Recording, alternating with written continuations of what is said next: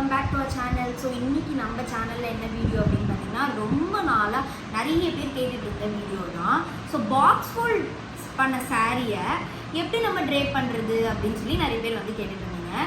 So இன்றைக்கி நம்ம வீடியோவில் அதுதான் ஒரு லைவ் டெமோவாக உங்களுக்கு காட்ட போகிறோம். இதில் குட்டி குட்டி டிப்ஸு டெக்னிக்ஸ் எல்லாமே நம்ம சொல்ல போகிறோம். ஸோ அதனால் மறக்காமல் ஃபுல் வீடியோவை ஸ்கிப் பண்ணாமல் பாருங்கள்.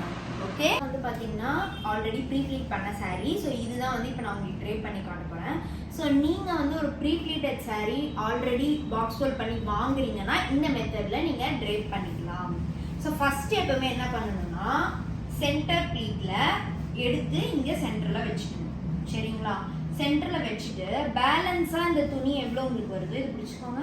ஸோ பேலன்ஸ் எவ்வளோ துணி வருதோ அந்த துணியில் வந்து நீங்கள் ஃபோல்டு பண்ணிக்கணும்.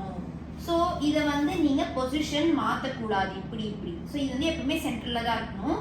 இது இப்படி பிடிக்க சொல்லிட்டு இல்லை நீங்களே பிடிச்சிட்டு இதை வந்து நீங்கள் இப்படி டக்கிங் பண்ணிக்கலாம். ஸோ இதை பிடிச்சிக்கோங்க.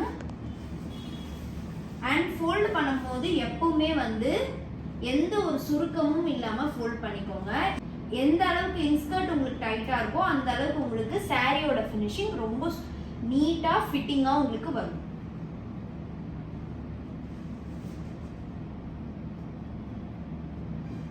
ஸோ இப்போ நம்ம இந்த மாதிரி டக்கிங் பண்ணிக்கலாம்.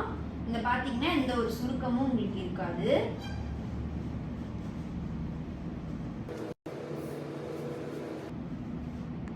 ஓகே, ஸோ இப்போ வந்து என்ன பண்ணுங்க, இந்த ஷோல்டர் பின் நீங்கள் ஆல்ரெடி ஷோல்டர் பின் இந்த மாதிரி வந்து பண்ணி கொடுத்துருப்பாங்க. இதை வந்து நீங்கள் ஷோல்டரில் பின் பண்ணிக்கணும்.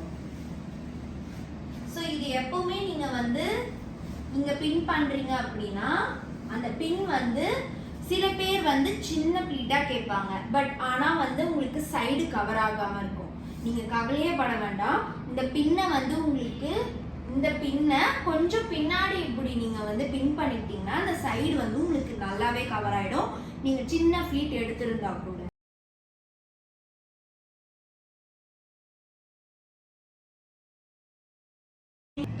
ஸோ ஆரி ஒர்க் போட்ட ப்ளவுஸில் பின் பண்ணுறது கஷ்டமாக இருக்கும். நீங்கள் வந்து அதுக்கு இந்த மாதிரி பின் பண்ணிக்கலாம். ஒரு ப்ளீட்டை எடுத்துட்டு உள்ளே எப்படி நீங்கள் பின் பண்ணிக்கலாம். ஸோ ஃப்ரண்ட்டில் வந்து பார்த்தீங்கன்னா உங்களுக்கு இந்த மாதிரி இருக்கும்.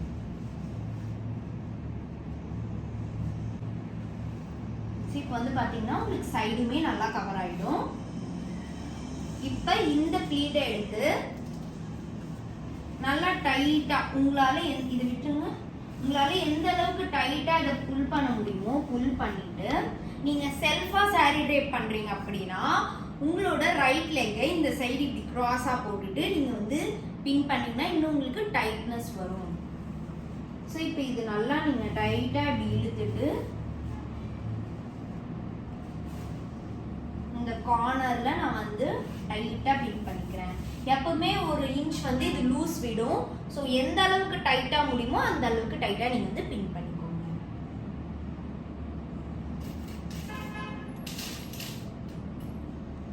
நம்ம இந்த சைட் ப்ளீட்ஸ் எடுக்க போகிறோம். சைட் ப்ளீட்ஸ் வந்து ஆல்ரெடி நம்ம இங்கே எடுத்த ப்ளீட்டோட இந்த இதுல இருந்து நீங்கள் எடுத்துக்கலாம் இந்த மாதிரி.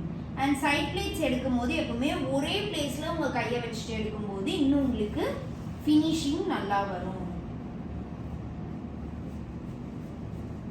இந்த மாதிரி. ஸோ என் கை வந்து லெஃப்ட் ஹேண்ட் பார்த்தீங்கன்னா ஒரே இடத்துல தான் இருக்கு. நான் இங்கேருந்து ஃபோல்ட் பண்ணி அங்கே எடுத்துட்டு போகிறேன்.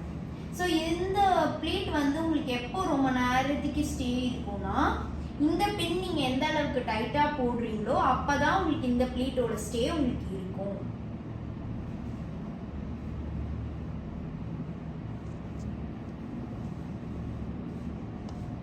இப்போ நம்ம இங்கே ஒரு பின் போட்டுக்கலாம். ஸோ இப்போ இந்த ஹிப் ப்ளீட்டை நம்ம என்ன பண்ணலாம்னா இதை அப்படியே வச்சுட்டு நம்ம இங்கே டக்கின் பண்ணலாம். ஸோ டக்கின் பண்ணும்போது எந்த ஒரு சுருக்கமும் இல்லாமல் நீங்கள் டக்கின் பண்ணணும். ஸோ சென்டரில் இப்படி வச்சுட்டு உங்கள் கையை ஒரு கை இப்படி வச்சுட்டு இந்த மாதிரி உள்ள இப்படி டக்கின் பண்ணிக்கலாம். ஸோ இப்போ இந்த மாதிரி நம்ம டக்கின் பண்ணும்போது பார்த்தீங்கன்னா இங்கே எந்த ஒரு சுருக்கமும் இருக்காது. அந்த மாதிரி நீங்கள் டக்கின் பண்ணிக்கணும். இப்போ இந்த லெஃப்ட் ஓவர் சாரீ வந்து உங்களுக்கு இப்படி வரும். இதை நல்லா நீங்கள் டைட்டாக இழுத்து உள்ள நீங்கள் சொருவிடலாம். இப்போ இந்த சாரியை நீங்க அப்படியே இப்படி கை வச்சுக்கோங்க. அப்படியே நீங்க வந்து ஃபோல்ட் பண்ணி உள்ள வந்து சொருவிடணும். இதை வந்து எப்பவுமே நீங்க இழுக்க கூடாது. இழுத்தீங்கன்னா இந்த ஃபர்ஸ்ட் ப்ளீட் வந்து பாத்தீங்கன்னா உங்களுக்கு வெளியே வரும். ஸோ அதை மட்டும் இழுத்துறாதீங்க.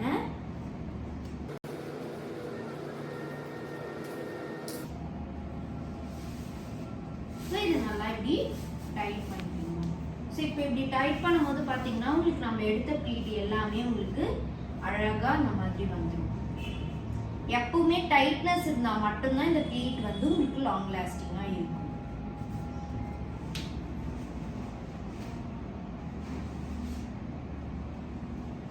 நம்ம எடுத்தது ப்ளீட் கம்மி தான், பட் ஆனால் டைட்டாக இருக்கிறதுனால உங்களுக்கு இத்தனை ப்ளீட்ஸ் வந்து வருது. என்ன சொல்லுவாங்கன்னா இந்த ஃபர்ஸ்ட் ப்ளீட் வந்து மூவ் ஆகுதுன்னு சொல்லுவாங்க. ஸோ இந்த இடத்துல நீங்கள் ஃபோல்ட் பண்ணுற அந்த சாரியை ரொம்ப இழுக்காம அண்ட் ரொம்ப டைட்டாகவும் இல்லாமல் ரொம்ப லூஸாகவும் இல்லாமல் எப்படி இருக்கோ அது மாதிரி நீங்கள் ஃபோல்ட் பண்ணிட்டீங்கன்னா உங்களுக்கு இங்கே இந்த ஃபர்ஸ்ட் ப்ளீட் வந்து மூவ் ஆகவே ஆகாது. ஸோ இதுதான் வந்து ஃபைனல் அவுட்புட். நீங்கள் பாருங்கள் எப்படி இருக்குன்னு சொல்லிட்டு. அண்ட் நீங்கள் உட்காந்து ஏஞ்சிக்கும் போதும் உங்களுக்கு லூஸ் ஆகுது சாரி அப்படின்னா இந்த இடத்துல வந்து நீங்கள் இப்படி கீழே இழுத்துக்கோங்க. அப்போ சாரி இன்னும் வந்து உங்களுக்கு ஃபிட்டிங்காக இருக்கும். இந்த வீடியோ கண்டிப்பாக எல்லாருக்குமே யூஸ்ஃபுல்லாக இருக்கும்னு நம்புகிறேன். ஸோ உங்களுக்கு இதில் எதனா டவுட்ஸ் இருக்குது அப்படின்னா கீழே கமெண்ட்டில் வந்து சொல்லுங்கள். இன்னொரு வீடியோவில் திரும்பி நான் உங்களை மீட் பண்ணுறேன். தேங்க்யூ.